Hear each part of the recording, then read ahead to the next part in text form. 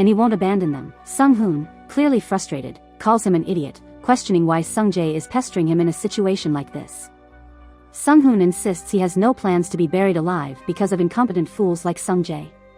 He adds that he also can't ignore the commands of the Divine Order's captain and that he will get rid of these burdens, so Sung-jae won't have to worry about them. Sung-jae, furious, curses him and powers up his aura. Sung-hoon, undeterred, questions if Sung-jae is really considering fighting him at a time like this, pointing out that they are on completely different levels. He urges Sung-jae to stop with the endless guilt and make the wise choice. But before the argument can escalate further, the Spider Queen suddenly crashes into him, knocking Sung-hoon back. Sung-jae, seeing the chaos unfold, calls out to Lee Ji-yeon, who states they need to get out immediately.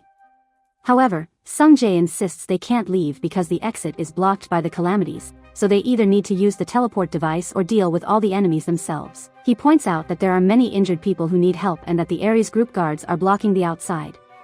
Lee Ji-yeon agrees that the situation is a real mess, but they don't have many choices. Meanwhile, Sung-hoon, enraged and frustrated, yells at Lee Ji-yeon, accusing him of trampling him in his own desperate attempt to escape. Lee Ji-yeon, unfazed, questions if Sung-hoon didn't abandon everyone else just to escape alone. Sung-hoon retorts, telling him to shut up, saying they should try to stay alive on their own since he's going to escape, even if it's just by himself. But as Sung-hoon tries to escape, the Spider Queen's thread catches him, attaching itself and pulling him back toward her mouth to gulp him down. Witnessing this terrifying sight, Lee Ji-yeon tells Sung-jae he'll handle the threat for now. He urges Sung-jae to go and gather the injured so they can leave as quickly as possible. Sung-jae and the others, baffled by Lee Ji-yeon's sudden resolve, reluctantly agree. The scene shifts outside, where Yang Wei is surveying the situation. He asks his team what the situation looks like and whether the area has been fully sealed. One of the casters responds that the seal isn't holding as expected, and a strange green light emerges from the barrier to break the barrier, signifying the arrival of the snake constellation.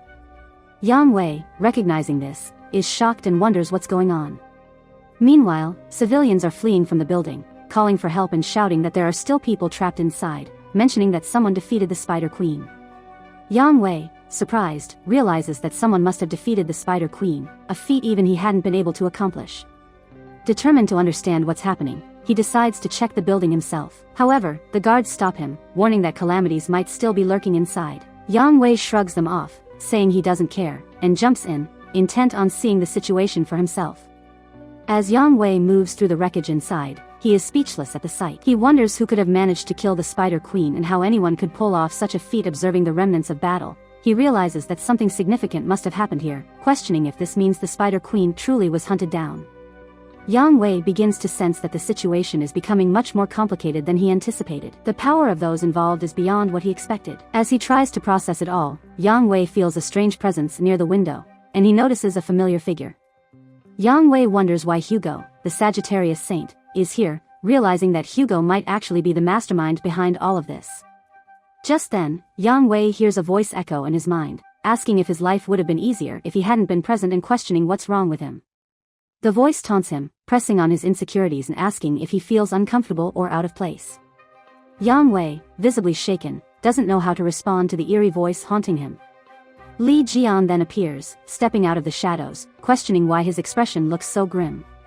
Seeing Lee Ji-yeon, Yang Wei is scared to his pants to call him Lee Ji-yeon. The scene shifts as doctors and fighters rush to attend to the injured civilians. Sung-jae and Jim are covered in blankets as they recover, while Sung-jae wonders if the person he saw was really Lee Ji-yeon. Although the figure looked different, his movements were unmistakably similar. From behind, Hugo calls out to Sung-jae, questioning why he's here. Sung-jae, surprised, pouts out asking when Hugo returned to Korea. Jimin is quite surprised seeing that Hugo, the saint, has arrived. Hugo, slightly irritated, asks if that's the proper way to address him, considering he's Sung-jae's father.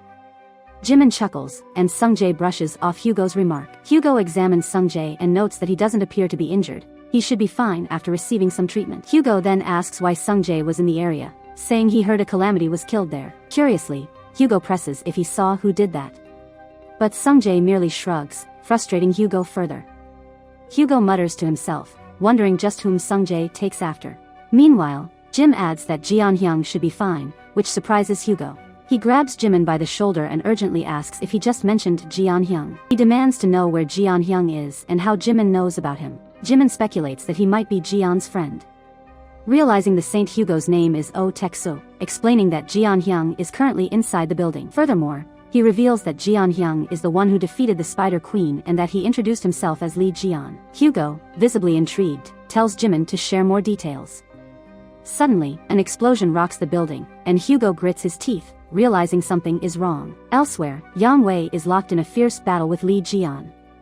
Li Jian taunts Yang Wei, saying it's been 20 years since they last saw each other and accusing him of attacking out of nowhere. Yang Wei, still in shock, questions how Li Jian could possibly be alive, though he admits to himself that he looks strangely familiar. He notices that Li Jian lacks the scars he remembers, and although Li Jian's voice is somewhat similar, there's something off about it. Yang Wei curses, accusing Li Jian of impersonating Li Jian. He shouts that he got scared for no reason, but Li Jian, unfazed, asks why he would pretend to be someone else. Yang Wei's mana flares as he shouts, questioning how Li Jian dares to challenge him, claiming he's prepared for the consequences. Without missing a beat, Li Jian dashes forward, landing a heavy punch and questioning, what the hell was that? He calls Yang Wei weak and asks if Yang Wei truly believed he was lying. The impact sends Yang Wei crashing to the ground as Li Jian sneers, saying people like him won't listen until they're beaten senseless. Li Jian questions whether life improved for Yang Wei and his allies after they trapped him in the Demon Tower. He accuses Yang Wei and his comrades of stealing his divine artifacts and assets, adding that he even heard about Yang Wei feeding off his will. Yang Wei tries to reason with Li Jian, but Li Jian clenches his fists, saying he was already planning to kill every last one of them. He declares he'll start by teaching Yang Wei a lesson and will then move on to take over his household, reclaim his divine artifacts, and dismantle the entire Saint Order. The sheer intensity of Li Jian's words makes Yang Wei tremble. Li Jian promises to destroy everything, and Yang Wei, gritting his teeth, realizes the threat is no bluff. He recalls how he couldn't even track Li Jian's movements just now and begins to wonder if Li Jian really is the legendary Li Jian and if he somehow survived the tower. Yang Wei, struggling to stand, releases his mana, invoking the power of the divine god, the Jade Emperor, whose presence begins to manifest around him, who warns if he really is Li Jian, then he has to prove it to him. Li Jian notes that only a portion of the divine god's power has appeared, remaining unimpressed. Yang Wei flicks his fingers, and chains shoot out, aiming to restrain Li Jian. He mocks if he still looks weak. Yang Wei, smirking, retorts that he doesn't understand how Li Jian managed to come back from the tower with so much arrogance. Yang Wei tightens his chains, using the royal skill of the divine god's weapon, and launches a flurry of attacks toward Li Jian. Li Jian, tauntingly, calls Yang Wei's display impressive just to provoke him further. Infuriated, Yang Wei summons countless swords, intending to bury Li Jian in a mountain of blades. After a moment of silence, Yang Wei questions if he really died. Approaching him, he expressed his own surprise at Li Jian's resilience. Yang Wei admits he's astonished to see Li Jian return from the Demon Tower but dismisses Li Jian as foolish for challenging him head-on. Yang Wei gloats, saying he's grown stronger over the past 20 years, leveling up through experience points and discipline, and scoffs at the idea that Li Jian thought he'd waste those years. Just as Yang Wei starts to feel victorious, a green glow emerges from the Mountain of Swords. He realizes, horrified, that Li Jian is still alive. Li Jian charges through the pile of swords, breaking them effortlessly as he goes, and strikes Yang Wei with an intense punch. Yang Wei, lying battered on the ground, stares up in disbelief, asking how Li Jian survived the attack. Shaken, he finally asks the question that's been haunting him, is he really Li Jian? Li Jian, smiling down at him, responds with satisfaction, asking if he finally recognizes him. He declares he is back for real. Li Jian throws out the swords embedded in his body and questions why even his weapons now smell like garbage. Yang Wei lying in disbelief, muttering that such restoration is impossible, even for Ares healers. Just then, Li Jian receives a notification that he's had a near-death experience, meeting the conditions to unlock the skill of the 13 sense, which has now been activated. Li Jian smirks and thanks Yang Wei, saying he's grown stronger thanks to him. He then crunches his fists and taunts Yang Wei, suggesting he try something else. Meanwhile, Li Jian receives another notification. The divine god of Ares is astonished by Li Jian's survival. Ares trembles, exclaiming that this is impossible, but with Li Jian's newfound power, the divine god of Ares fades away in a flurry of curses. As Ares vanishes, Yang Wei shouts, bewildered about why a divine god would disappear. Li Jian shrugs, commenting that Ares probably realized it was pointless to fight him. Visibly enraged, Li Jian clenches his fist, saying he's feeling merciful today and will only make Yang Wei feel a fraction of the pain he went through. With a merciful smile, he steps forward, and Yang Wei's screams of agony fill the air. The scene shifts as the guards nearby spot the dead Calamities.